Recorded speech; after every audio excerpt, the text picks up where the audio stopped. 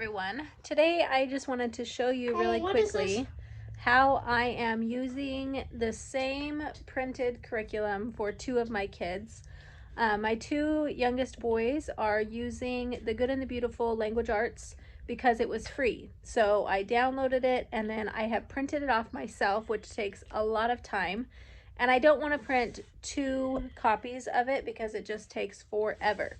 So I want to show you what I've done just so that they both can use it at the same time and I don't have to print off two copies. So I printed off the level and then I put it in this 3-ring binder. This is just I think it's like an 1.5 inch 3-ring binder. This is not the entire book. It does take more than this, but I ran out of room. So I stopped with what I had. I got tired of printing things.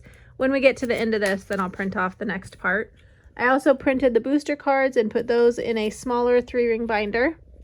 And then on the inside, I put every single page inside of the page protectors. So there's 2 pages in each one. My printer, I just printed single-sided. And then I just flipped the page around. So there's 2 pages in each page protector.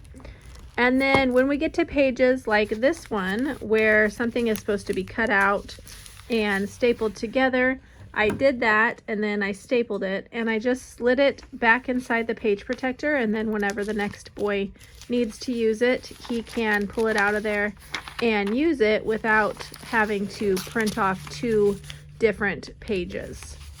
I also like the page protectors because you can use dry erase markers on top of them, which is what we do. So Kendon works on his lessons and he writes the words or circles or whatever he's supposed to do with a dry erase marker, and then we erase it, and that way it's clear for my other son to be able to use it.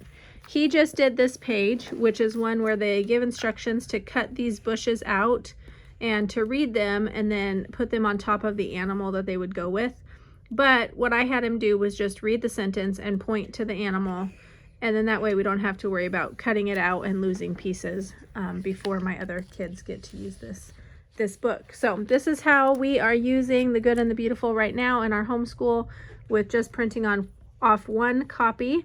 We put it in some page protectors inside a 3-ring binder, and we use dry erase markers, and that has been working really, really well for us. So that is it. I just wanted to share that quick little tip with you. I never put things in 3-ring binders in page protectors. Whenever I first started homeschooling, I just didn't even think to do that. Probably didn't want to take the time to put the pages down into the page protectors. But it does take a little bit of time, but it saves a ton of time and paper and ink having to print off extra copies. So hopefully this was helpful. It might give you some ideas for how you can save some money on curriculum and save some time and be able to reuse your curriculum with multiple kids. I will see you guys next time. Bye.